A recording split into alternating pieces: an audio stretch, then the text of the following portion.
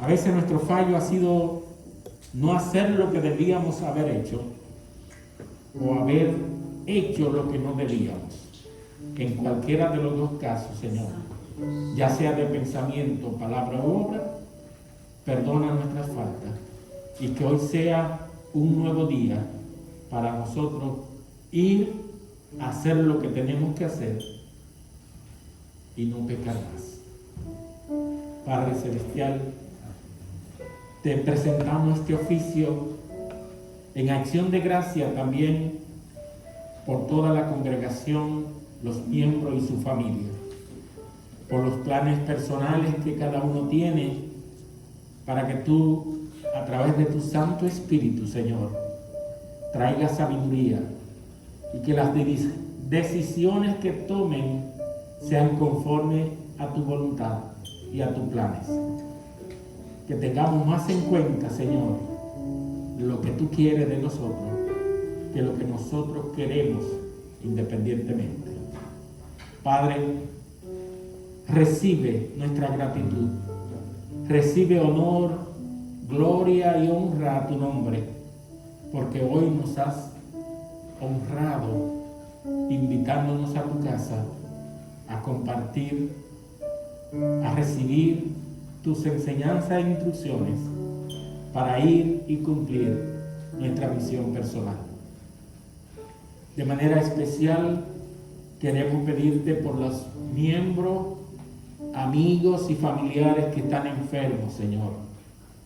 Que tu misericordia alcance sus corazones y que encuentren esperanza en acercarse a Cristo, confesando sus pecados y pidiendo perdón, para que entonces venga la sanidad espiritual primero y, si es tu voluntad, alcance sus cuerpos. En ello incluimos a cada miembro de los que nosotros conocemos que hoy sufren y que se desesperan por falta de paz en su corazón.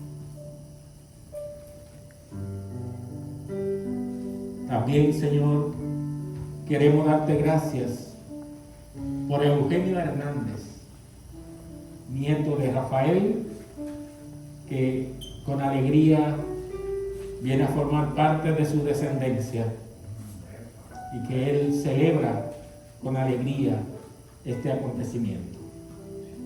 Damos gracias al Señor para que ponga en ese hijo, en esa familia, a través de Rafael, el deseo de conocer a Dios y vivir conforme a su palabra. Por todos nosotros, porque Dios conoce las necesidades de cada uno, que el Señor responda en su soberanía a ti en particular y tú encuentres lo que necesitas para seguir a Cristo y tomar la decisión de optar, obedecerle y vivir conforme a su ejemplo. Señor, te presentamos la gran comisión. Te presentamos, Señor, a su liderazgo. Te presentamos a aquellos que están sintiendo la inquietud de hacer algo para gloria de tu nombre. Glorifícate, Señor, multiplica sus fuerzas, prospérale para que toda obra sea realizada para gloria y honra tuya. Te pedimos, Señor, valor para vivir y también fe para preparar nuestra muerte.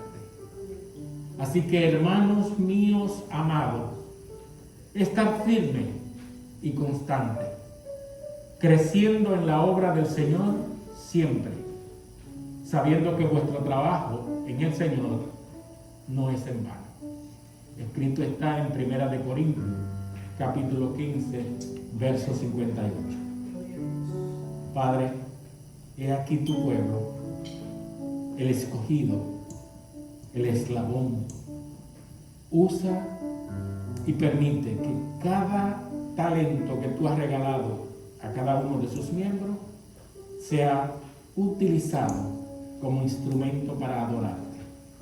Hoy queremos de manera especial poner la intención de los músicos en este oficio, para que el Señor le dé más de lo que le ha dado en los días que ellos han decidido poner su talento para alabar a Dios.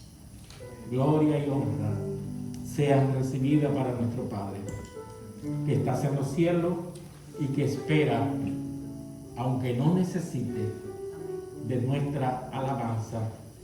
Él se goza cuando nosotros queremos agradarle con pensamiento, palabra y obra. Así que alegrémonos desde este momento con ese himno de entrada para gloria de nuestro Dios. Amén. Gloria a Dios. ¿Quién vive? Cristo. Y a su nombre. Gloria. Gloria a Dios.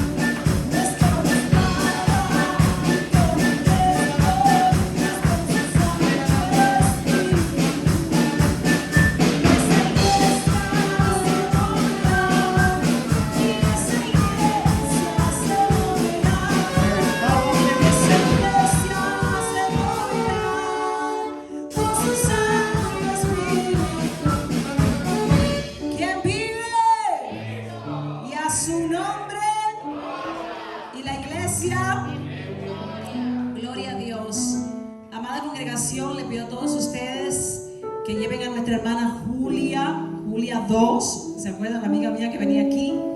Desafortunadamente su hija falleció de cáncer su primogénita, y ella estaba pasando por un duelo, por un dolor. Así que todos los hermanos que se puedan solidarizar con ella, ya sea en oración o con un texto, con un mensaje, somos testigos de Dios. Y como testigos de Dios, pues tenemos que vivir con nuestros hechos el Evangelio. Ella está pasando por un momento muy triste, así es que oramos por ella para que la paz de Cristo la acompañe durante todo este proceso de pérdida. Dios le bendiga. Vamos a presentar nuestra confesión de fe, donde profesamos y renovamos nuestra aceptación de que Cristo es nuestro Salvador y Señor. Escuchemos.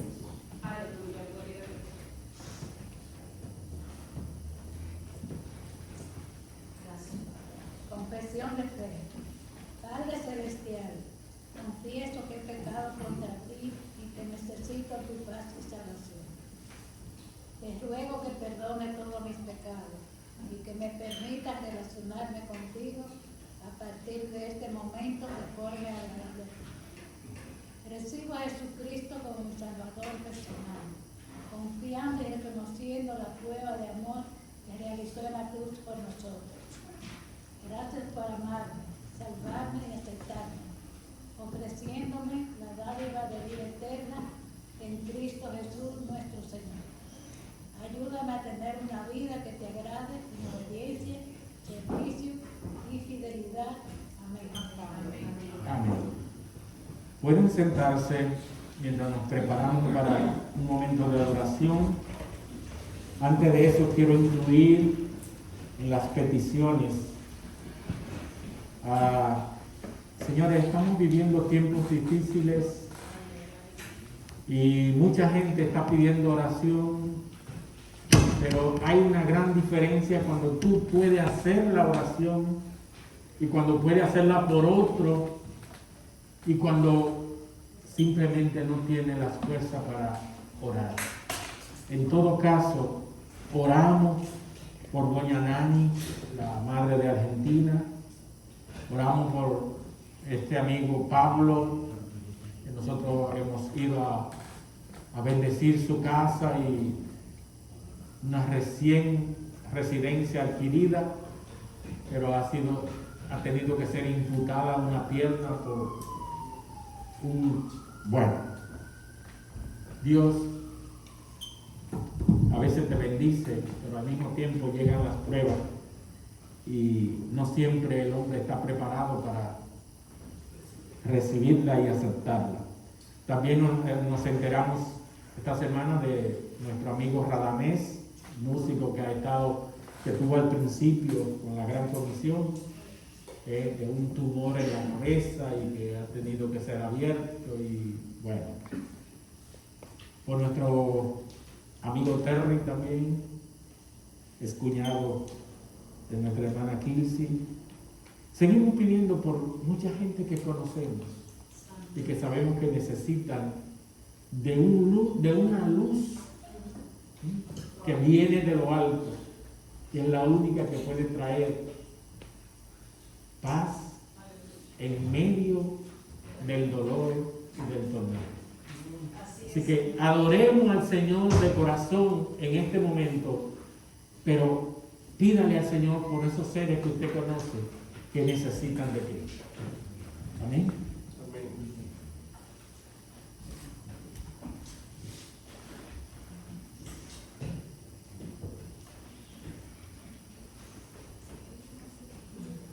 Gloria a Dios, bendito sea el Señor.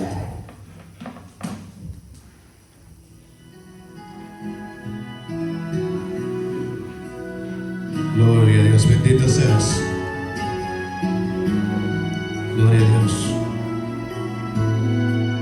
Gloria a Dios.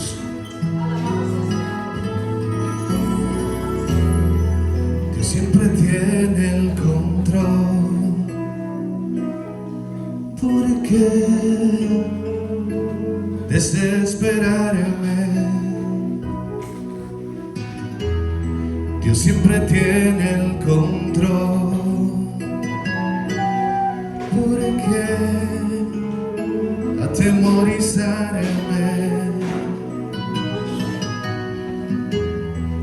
Dios siempre tiene el control.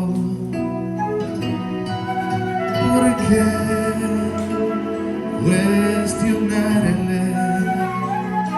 Y aunque no entienda lo que sucede, vivo tranquilo. Yo vivo en paz, porque Dios siempre tiene el control. Soy bendecido, duermo tranquilo.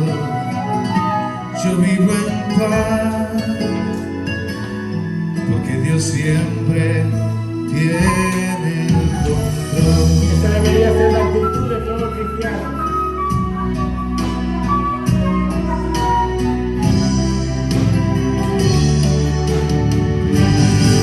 Dios siempre tiene el control. ¿Por qué desesperarme?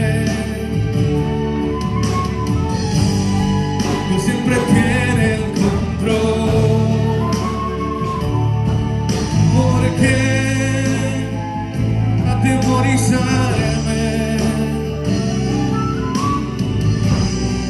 Dios siempre tiene el control. ¿Por qué cuestionarle? Y aunque no entienda lo que sucede, vivo tranquilo. Yo vivo en paz, porque Dios siempre tiene el control. Soy bendecido, duermo tranquilo. Yo vivo en paz, porque Dios siempre tiene el control. Dios siempre tiene el control. ¿Por qué desesperarme? Dios siempre tiene el control. ¿Por qué atemorizarme? Dios siempre tiene el control. ¿Por qué cuestionarle? Y aunque no entienda lo que sucede, vivo tranquilo. Yo vivo en paz, porque Dios siempre tiene el control. Soy bendecido, duermo tranquilo. Yo vivo en paz, porque Dios siempre tiene el control. Porque Dios siempre tiene el control. Dios siempre tiene el control de tu vida. Gracias por el Señor. Aleluya, gloria a Dios, bendito sea el Señor. Por eso Jesús dijo, la paz os dejo, mi paz os doy. Yo no os la doy como el mundo la da. No se turbe vuestro corazón, ni tengan miedo. Amén, gloria a Juan Dios. 14, 27. Así como reconocemos que Dios tiene el control, yo te invito a que hagas esta alabanza conmigo y ponga a Dios como tu centro de tu casa, de tu vida. Que sea Dios tu universo.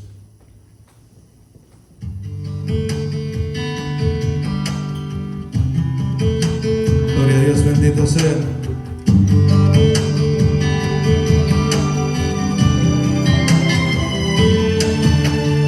Que seas mi universo. O sea, todo. Quiero darte solo un rato de mi tiempo. No quiero separarte un día, solamente que seas mi universo. No quiero darte mis palabras como quiero un diluvio de alabanzas en mi boca, que seas mi universo, que seas todo lo que siento y lo que pienso,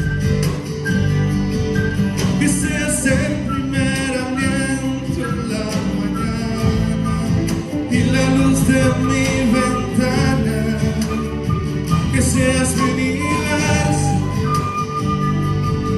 que llenes cada uno de mis pensamientos,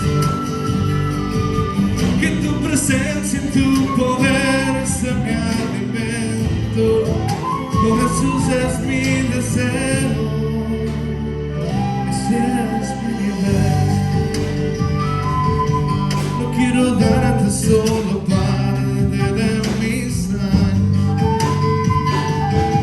te quiero dueño de mi tiempo y de mi espacio, que seas mi universo. No quiero hacer mi voluntad, quiero agradarte. En cada sueño que hay en mí, quiero entregarte. Que seas mi universo, que seas todo lo que siento y lo que pienso, que seas el primer aliento en la mañana y la luz de mi ventana, que seas mi universo,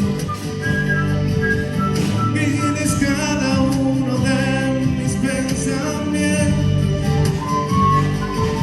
que tu presencia y tu poder sea mi alimento.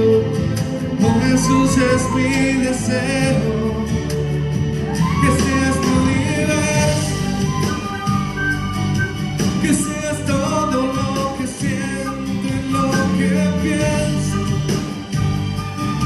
que seas el primer aliento en la mañana y la luz de mi ventana, que seas mi universo, que llenes cada uno de mis pensamientos, que tu presencia y tu poder sea mi alimento. Oh Jesús, es mi deseo, seas mi universo, seas mi universo,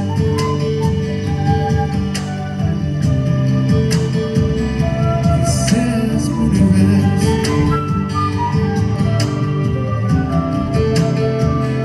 que seas mi universo, que sea tu universo,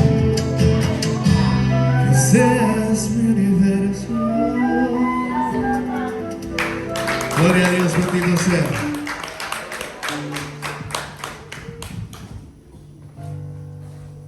Como les decía, estamos viviendo tiempos difíciles, tiempos que tienen señales del fin, y por eso tenemos que tomar la decisión de seguir a Cristo.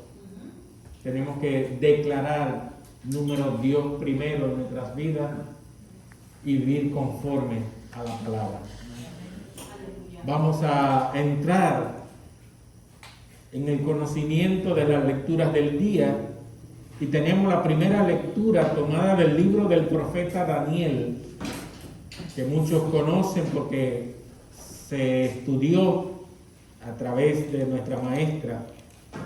En el capítulo 12, los versos del 1 al 3, vamos a escuchar la primera lectura de hoy. En aquel tiempo se levantará Miguel, el gran príncipe que está de parte de los hijos de su pueblo, y será tiempo de angustia, cual nunca fue desde que hubo gente hasta entonces. Pero en aquel tiempo será libertado tu pueblo, todos los que se hallen escrito en el libro. Y muchos de los que duermen en el polvo de la tierra serán despertados, unos para vida eterna y otros para vergüenza y confusión perpetua. Los entendidos resplandecerán como el resplandor del firmamento, y los que enseñan la justicia a la multitud como las estrellas a perpetua eternidad. Esto es palabra de Dios. Palabras muy serias aquí. Todo lo que se hayan escrito en el libro, ese es el pueblo de Dios. Escuchemos el Salmo 16, los versos del 1 al 11.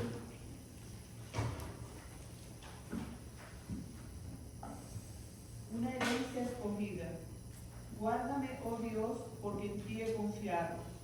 Oh alma mía, dijiste a Jehová, tú eres mi Señor. No hay para mí bien fuera de ti. Para los santos que están en la tierra y para los íntegros es toda mi complacencia. Se multiplicarán los dolores de aquellos que sirven diligentes a otro Dios.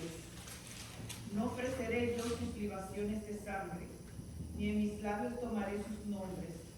Jehová es la porción de mi herencia y de mi copa. Tú sustentas mi suerte. Las cuerdas me cayeron en lugares deleitosos, y es hermosa la heredad que me ha tocado. Bendecirá Jehová que me aconseja, aún en las noches me enseña mi conciencia. A Jehová he puesto siempre delante de mí, porque está a mi diestra, no seré conmovido. Se alegró por tanto mi corazón y se gozó mi alma. Mi carne también reposará confiadamente, porque no dejarás mi alma en el Seol, ni permitirás que tu santo vea corrupción. Te mostrará la senda de la vida, en tu presencia de plenitud de gozo. Delicias a tu diestra para siempre. Esto es palabra de Dios. Una sustentación del por qué Dios siempre está en control. Y cuando tenemos a Dios en primer plano, entonces no nos desesperamos, en base a ese conocimiento que tenemos de Él. Nos ponemos de pie y vamos a escuchar el Santo Evangelio, hoy tomado según San Marcos, capítulo 13, los versos del 1 al 4. El Santo Evangelio de nuestro Señor Jesucristo. Pero cuando veáis la abominación desoladora. Está equivocado. Marcos 13, del 1 al 4.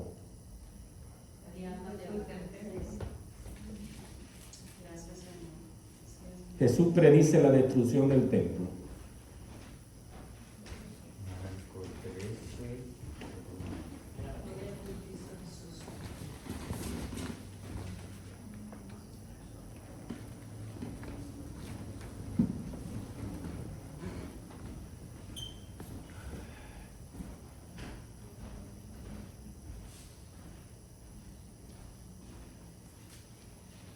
Comenzamos. Gloria a Dios, Señor. Saliendo Jesús del templo, le dijo uno de sus discípulos: Maestro, mira qué piedras y qué edificios. Jesús respondiendo les dijo: ¿Ve estos grandes edificios? No quedará piedra sobre piedra que no sea derribada. Y se sentó en el monte de los Olivos, frente al templo. Y Pedro, Jacobo, Juan y Andrés le preguntaron aparte: Dinos, ¿cuándo serán estas cosas? ¿Y qué señal habrá cuando todas estas cosas hayan de cumplirse? Hermano, esto es palabra de Dios. Mientras pensamos en todo esto, nos sentamos y vamos a alabar una vez más al Señor.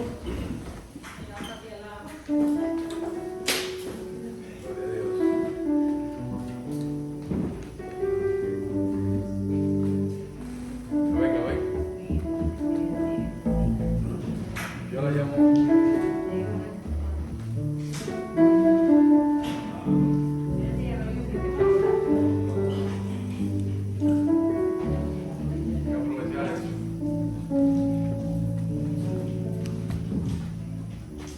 Aunque mis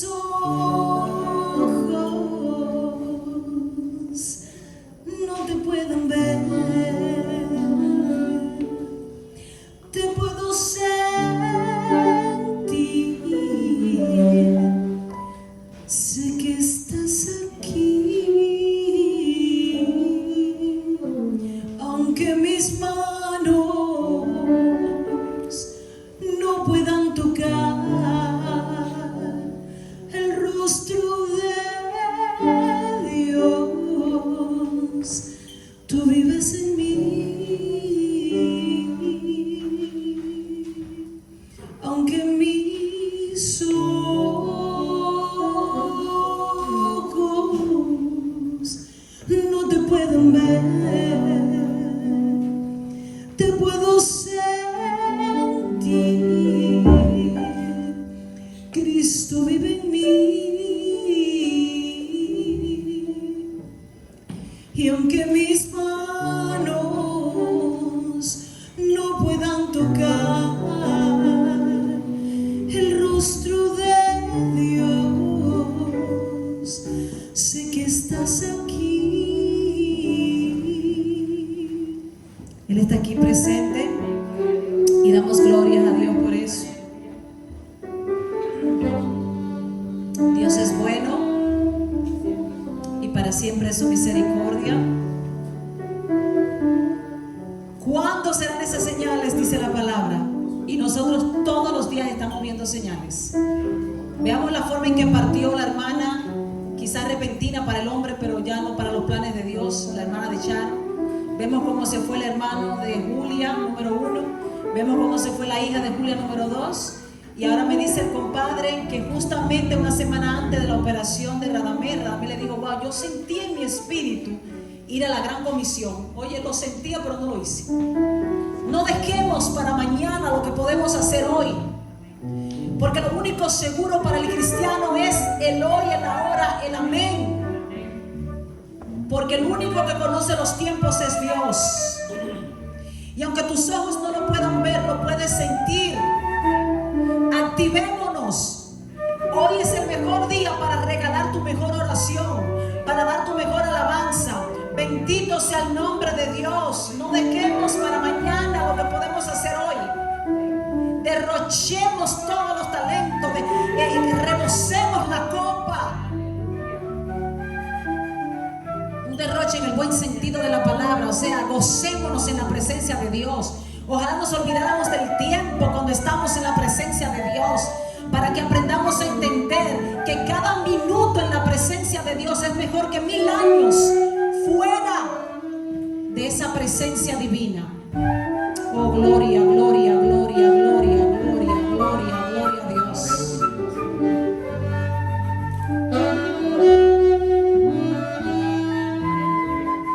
Y aunque mis ojos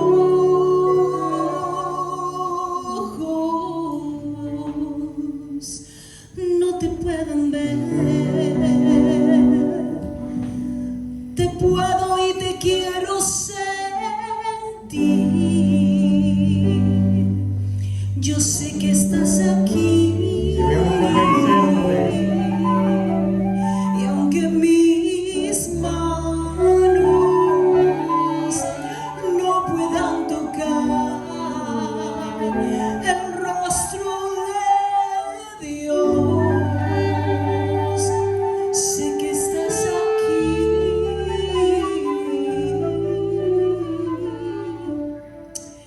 ¿Cuánto le dan un aplauso al Padre, al Hijo, al Espíritu Santo? ¿Cuánto dan gloria a Dios por este momento? ¿Cuántos están agradecidos, que están respirando, que están de pie gracias a la misericordia de Dios? Que hasta el aire que respiramos se lo debemos a Dios.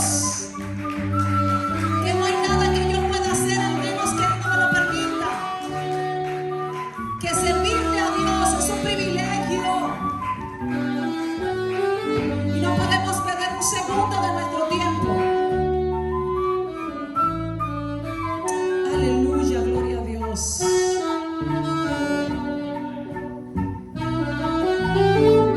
Santo.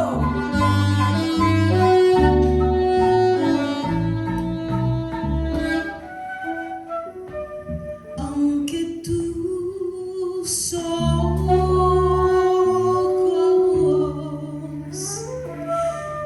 no te pueden ver, puedes sentirlo aunque no lo puedas ver, porque Él es espíritu y Él es verdad. Él es espíritu y Él es verdad. Lo difícil no es demostrar que Dios es real. Lo difícil es que nos demuestren que Dios no es real.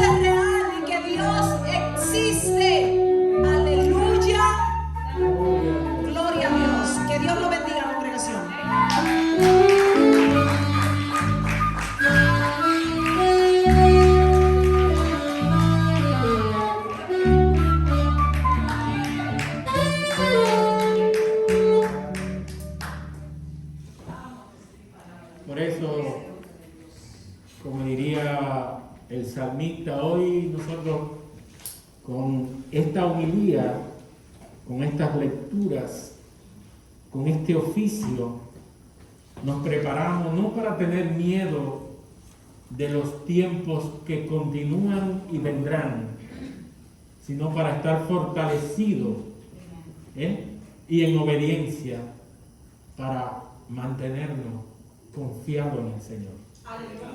Yo invito a mi hermano Moisés, quien tiene el comentario de las lecturas en el día de hoy. Te adoramos y te exaltamos. Bendecidos hermanos.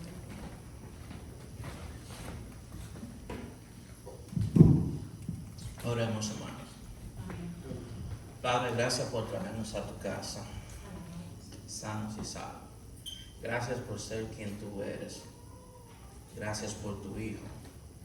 Gracias porque poco a poco estás abriendo nuestros ojos cada día más hacia tu palabra. Gracias porque nos traes aquí buscando más de ti. Pero a la misma vez te pido, Padre, que aunque lo sé, hágase siempre tu voluntad. Ayúdame a nosotros a aceptarla y a buscar más de ti para tu gloria, Señor. Te lo pedimos en el nombre de tu Hijo Jesús. Así sea, Señor. Hermanos, al recibir las lecturas de hoy y ver que era de pocos versículos, me dije a mí mismo, hoy no toca leche. Pero al profundizar en ellas me di cuenta que estaba equivocado. Esto es vianda, mis hermanos. Como decía el abuelo mío, trozo. Les recomiendo que cuando entremos en el Evangelio leamos el versículo completo para mejor comprensión, ya que este es uno de los mejores capítulos del Nuevo Testamento. Este es un capítulo difícil que debemos acercarnos con cautela, reconociendo nuestras propias limitaciones. Hermano, la Biblia es un libro extremadamente claro en lo que respecta a nuestra salvación. Lo que todos nosotros necesitamos entender y conocer acerca de Cristo, acerca de su obra para ser salvos, para cada vez ser más santos, eso es algo que hasta un niño no puede entender. Pero debemos reconocer que hay porciones de las Escrituras que son difíciles, una más que otra. Creo que en este pasaje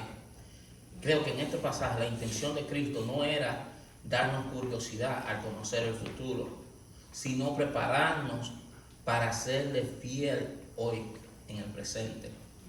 El Señor no está intentando aquí satisfacer nuestra curiosidad, y de hecho Él sabía de antemano que este pasaje iba a ser difícil. Pero lo que nosotros tenemos que entender está tan claro como la luz del mediodía. De ahí las claras advertencias que encontramos en el resto del capítulo.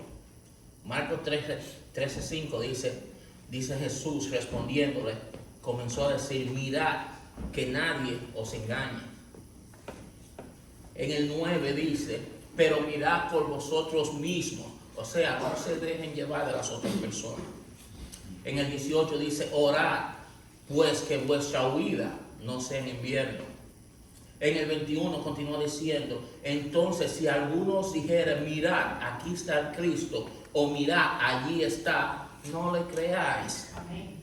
En el 23 sigue diciendo, mas vosotros mirad, os lo he dicho todo anteriormente. Dice anteriormente me salió. El 28 continúa diciendo, de la higuera aprender la parábola. El 33 nos dice, mirad, velad y orad. Y creo que esa es la mejor recomendación. El 35 se continúa diciendo, velar, estar activos, velar.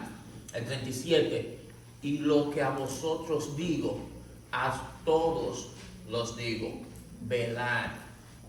Está claro esto, ¿verdad? Amén. Velar. El Señor está hablando allí con un corazón pastoral. Mis hermanos, la Biblia no fue escrita para nosotros enterarnos hoy de la noticia de mañana. No fue para eso que Dios nos reveló su palabra.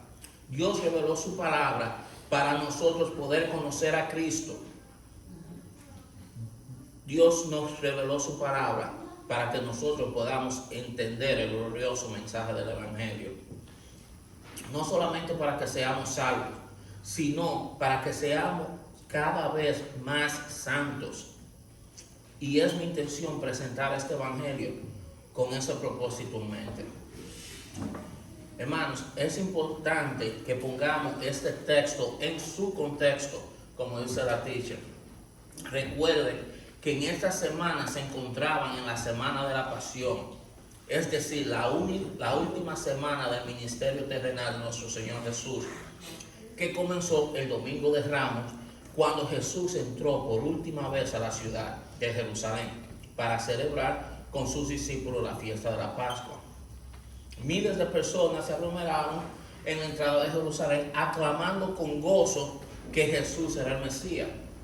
Jesús era el Hijo de David, que Jesús era el Salvador del que hablaron los profetas en el Antiguo Testamento. Se podría pensar en ese momento que Israel estaba en su mejor condición espiritual, pero muy pronto iba a ser evidente que toda esa algarabía no era más que una fachada religiosidad, que esto era algo superficial que no reflejaba la realidad de sus corazones. Muchos de los que aclamaron a Jesús el Domingo de Ramos pidieron a gritos el Viernes Santo que fuera crucificado. Solo 5 días después, Israel estaba a punto de suicidarse como nación, a rechazar a su Mesías, no solo a nivel espiritual, también a nivel político. Y esto es algo que vino a ser evidente a través de la Semana de la Pasión. El lunes en la mañana, al día siguiente de su entrada triunfal, Jesús y sus discípulos se dirigen al templo de Jerusalén y encuentran en el camino una mata de higuera llena de hojas pero sin fruto. Y en un acto simbólico de juicio, Jesús maldice la higuera y ésta se seca hasta la raíz. Acuérdense que en el Antiguo Testamento Israel es representado por una mata de higuera. Así que la maldición de esta higuera era una señal de lo que estaba a punto de suceder con la nación de Israel. Luego de este incidente, el Señor llega al templo y se encuentra que habían convertido el templo en un mercado. Y Cristo saca a fuetazo limpio todos los mercaderes y los cambistas, mientras acusa a los sacerdotes de haber convertido la casa de Dios en una cueva de ladrones. Y tal parece que esa fue la gota que derramó el vaso, porque el martes en la mañana Jesús fue confrontado en el templo por los líderes religiosos de Israel, con una serie de preguntas engañosas, tratando de incriminarlo con sus propias palabras y acusarlo de blasfemia. Pero ya ustedes saben lo que pasó. Una y otra vez quedaban enredados en su propia trampa. Nadie puede con Jesús. Jesús es la única verdad. Es entonces cuando el Señor les cuenta una historia en forma de parábola en el capítulo 12 de Marcos. Y les voy a decir un secreto. El 12 está antes del 13. Hay que leerlo. Así que Jesús está preparando a sus discípulos para lo que les va a enseñar en el capítulo 13. Y esta historia en parábola es acerca de un hombre que había preparado una viña y se la había rentado a unos labradores. Recuerden, Cristo está hablando aquí con los escribas y los fariseos. Había un hombre que tenía una viña y se la arrendó a unos labradores, pero cuando llegó el tiempo de la vendimia y el dueño de la viña envía a algunos de sus siervos a buscar la parte de los frutos que les corresponden, dice que estos labradores malvados enfrentan y golpean a sus siervos, llegando a matar a algunos de ellos. Pero en vez de arremeter contra estos labradores perversos y darles lo que se merecían, dice Jesús, el dueño decide enviarle lo más preciado que tenía, a su propio hijo, al amado de su corazón. Pero aquellos labradores, en vez de respetar al hijo, se dijeron entre sí, ese es el heredero, venid, matémosle. Lo que va a suceder el viernes en la mañana, matémosle y la heredad será nuestra. Y echándole manos lo mataron y lo echaron fuera de la viña, porque Jesús murió fuera de Jerusalén. Y ahora Jesús le preguntó, ¿qué hará entonces el dueño de la viña? Y ellos responden, vendrá y destruirá a los labradores y dará la viña a otro. En el Evangelio de Mateo nos da la versión más completa de esa respuesta. Ellos les dijeron, llevará a esos miserables a un fin lamentable y arrendará la viña a otros labradores. Y obviamente la viña de esta historia es la nación de Israel. Los labradores son sus líderes. De hecho, en Marcos 12:12 dice, y procuraban prenderle porque entendía que decía contra ellos aquella parábola, pero temían a la multitud y dejándole se fueron. De manera que esta parábola nos enseña lo mismo que la maldición de la higuera. Israel como nación escogida sería desechada por Dios. La ira de Dios estaba a punto de caer sobre Israel y la viña sería entregada a otros labradores, es decir, a una iglesia compuesta de judíos y gentiles a la vez. ¿Qué dirían los frutos? ¿Qué darán los frutos que Dios esperaba de ella? Más adelante, en ese mismo día, el Señor Jesús pronuncia una palabra bien dura contra los escribas y fariseos, que se recogen en Mateo capítulo 23. Y de nuevo Jesús vuelve sobre el mismo tema, Israel sería castigada. Mateo 23:34 dice, por tanto, he aquí, yo os envío profetas y sabios y escribas, y de ellos a unos mataréis y crucificaréis, y a otros azotaréis en vuestras sinagogas, y perseguiréis de ciudad en ciudad. El 35 continúa diciendo, para que venga sobre vosotros toda la sangre justa que se ha derramado sobre la tierra, desde la sangre de Abel el justo hasta la sangre de Zacarías, hijo de Berequías, a quien matasteis entre el templo y el altar. Y ahora se escuchen lo que dice en Mateo 23:36. De cierto os digo que todo esto vendrá sobre esta generación. ¿Oyeron eso? Una generación, según el Antiguo Testamento, tenía una duración de 40 años. Y aquí estábamos en el año 33. Lo que Jesús está diciendo aquí es que la ira de Dios iba a caer sobre Israel en ese lapso de tiempo. De hecho, más adelante en Mateo 24:34 dice, de cierto os digo que no pasará esta generación hasta que todo esto acontezca. El Señor finaliza su advertencia en Mateo 23:37 diciendo, Jerusalén, Jerusalén, que matas a los profetas y apedreas a los que son enviados, lo que le hicieron a los siervos del dueño de la viña. Recuerden, ¿cuántas veces quise juntar a tus hijos como la gallina junta sus polluelos debajo de las alas y no quisiste?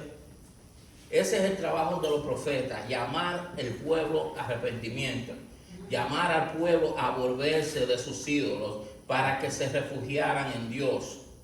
Dice, yo los llamé una y otra vez de los profetas, pero no quisieron. Mateo 23:38 continúa diciendo, he aquí, vuestra casa os es dejada desierta. 39 dice, porque os digo que desde ahora no me veréis hasta que digáis, bendito el que viene en el nombre del Señor. Y wow, interesante el cambio de lenguaje que ha sucedido aquí. Mis hermanos, Jerusalén era la ciudad de Dios, porque allí se encontraba la casa de Dios, o sea, el templo. Ustedes recuerdan las palabras de Jesús cuando purificó el templo el día anterior. Dijo, mi casa será llamada casa de oración, mas vosotros las habéis hecho cueva de ladrones. O sea, ahí está asumiendo que es su casa, pero ahora Cristo dice vuestra casa es dejada desierta. ¿Qué estaba pasando aquí? Mis hermanos, cuando Jesús salió del templo ese martes para no regresar nunca más, no solo estaba dejando físicamente el templo, Cristo como el Hijo de Dios lo estaba abandonando espiritualmente. En ese momento, el templo dejó de ser la casa de Dios para convertirse en un edificio más. De hecho, noten algo interesante en este evangelio. Marcos 13:1 dice que saliendo Jesús del templo le dijo uno de sus discípulos: Maestro, mira qué piedras y qué edificios. Jesús respondiendo le dijo: ¿ves esos grandes edificios? No quedará piedra sobre piedra que no sea derribada. Y se sentó en el monte de los olivos frente al templo, y Pedro, Jacobo, Juan y Andrés le preguntaron aparte: dinos, ¿cuándo serán estas cosas?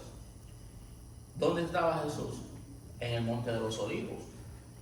Yo no creo que eso haya sido casualidad, porque era el monte más cerca. En los capítulos 10 y 11 del libro de Ezequiel, el profeta ve una visión apocalíptica, cómo la gloria de Dios abandona el templo por causa de su idolatría. Una forma simbólica cómo Dios iba a castigar a la nación por su pecado. Un castigo que se manifestó cuando los babilonios destruyen la ciudad y el templo en el año 587 a.C. Ahora hay un detalle sorprendente. En esa profecía, Ezequiel en el 11:23 dice: y la gloria de Jehová se elevó en medio de la ciudad y se puso sobre el monte que está al oriente de la ciudad, es decir, el monte de los olivos. Así que la gloria de Dios dejó el templo y se posa en el monte de los olivos antes de ser destruida por los babilonios. Ahora, mis hermanos, déjenme hacerle una pregunta. ¿Cuál es la manifestación final de la gloria de Dios en el Antiguo Testamento?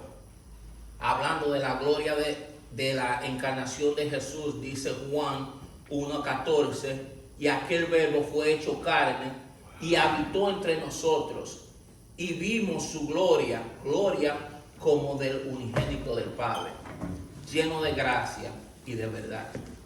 Jesús es la encarnación de la gloria de Dios. Por eso, más adelante, Él va a decir: ustedes verán al Hijo de Dios viniendo con las nubes del cielo, que se manifestaba con las nubes del cielo en el Antiguo Testamento, la gloria de Dios.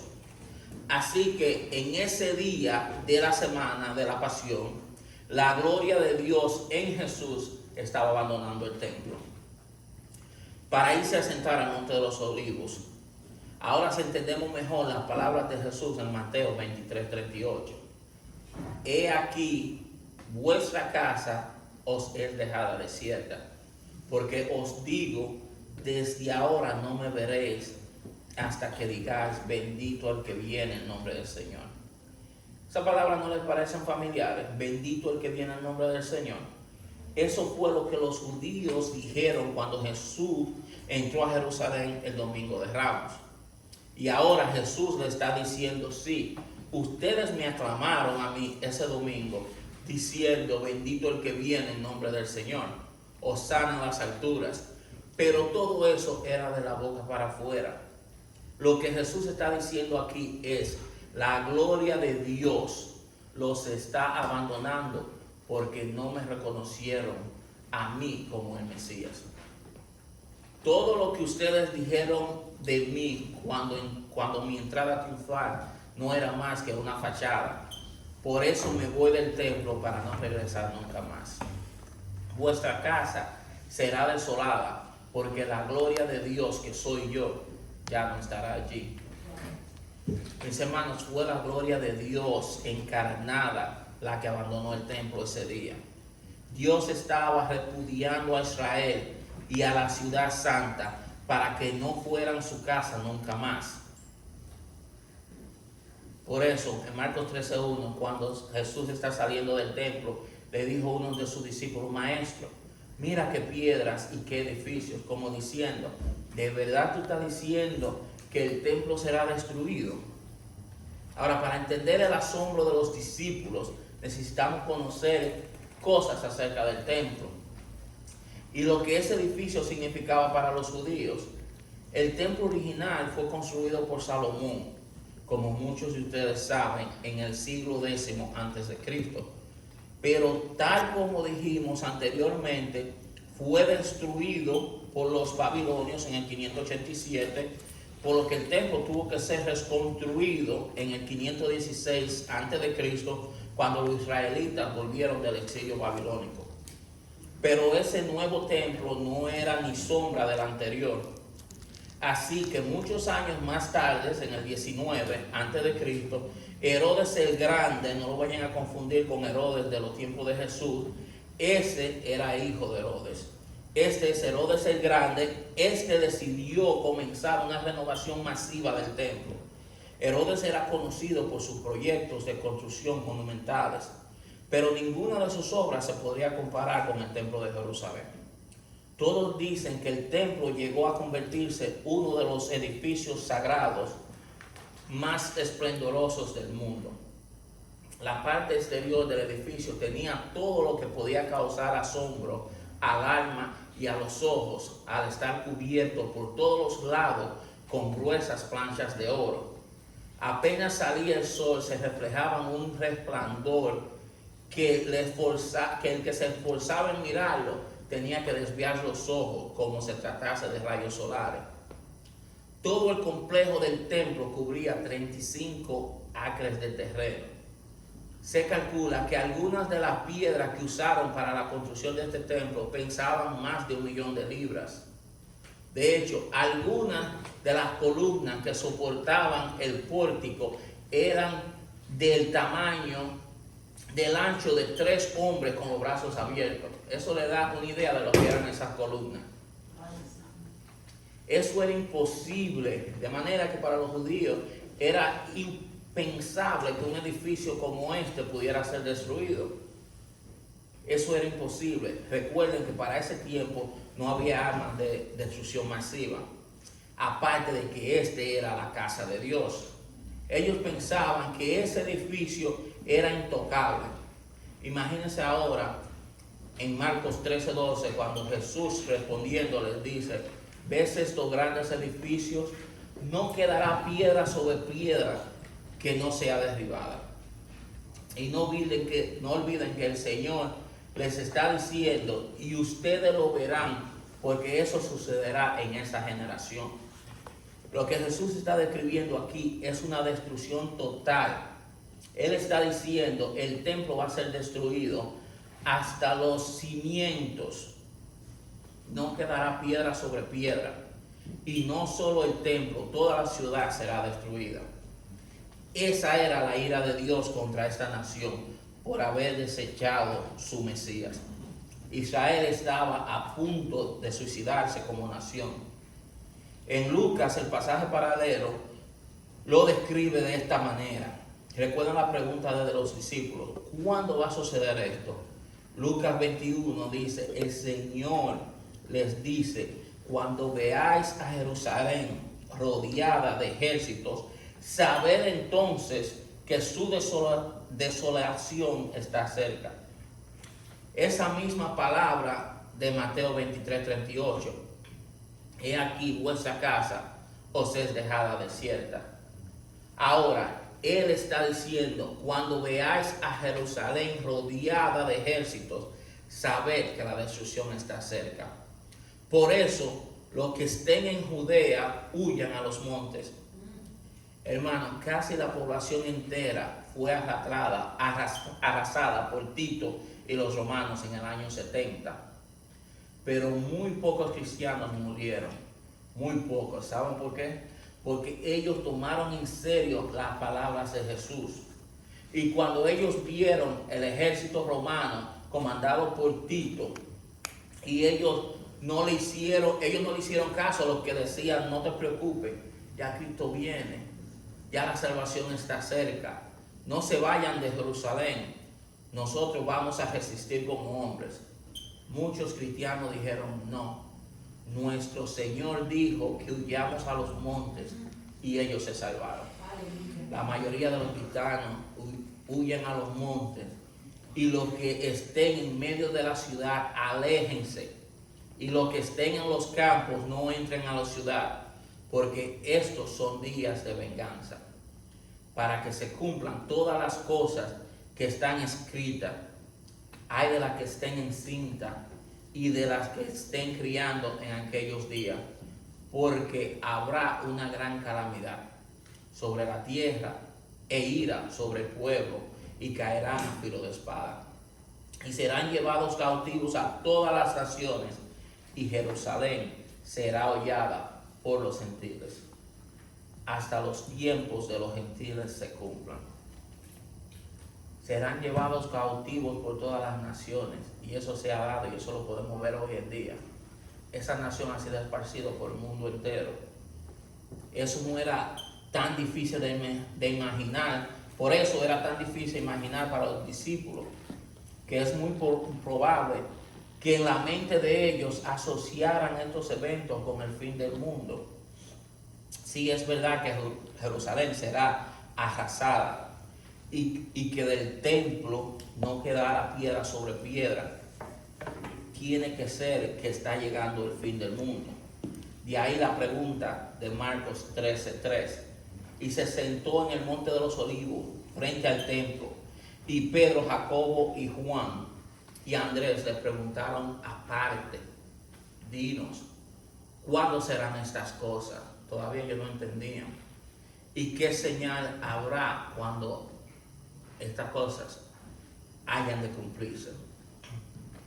Hermanos, Jesús les dijo: la destrucción del templo y de Jerusalén pasará en su generación.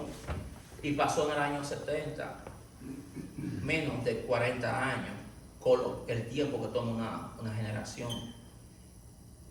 También les advirtió que no se dejaran engañar. Y ellos se dejaron engañar por hacerle caso a muchas palabras, a muchas personas. Y yo creo que aquí está la enseñanza de este versículo. Todo lo que nosotros necesitamos hoy en día está escrito. Todo lo que nosotros necesitamos hoy en día, se nos dio un ejemplo.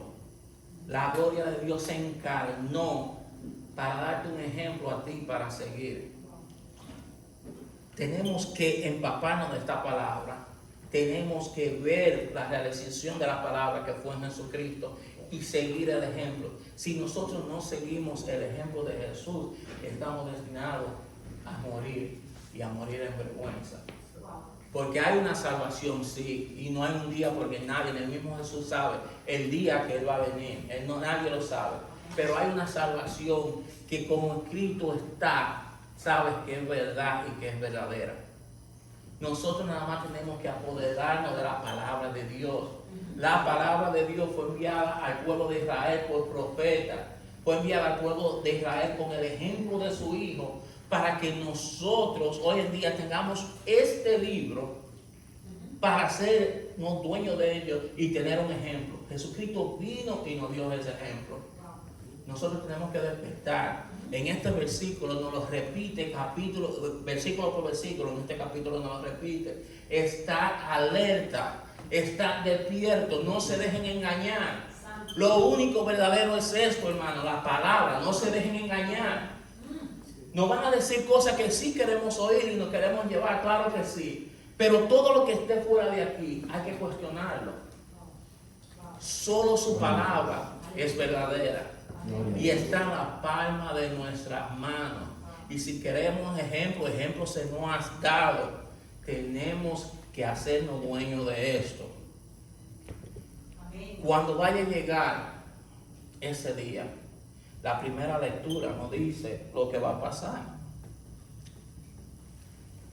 En oraciones y las señales de fin ya están escritas. En Daniel 12:1 dice que en aquel tiempo se levantará Miguel, el gran príncipe que está de parte de los hijos en aquel tiempo de tu pueblo.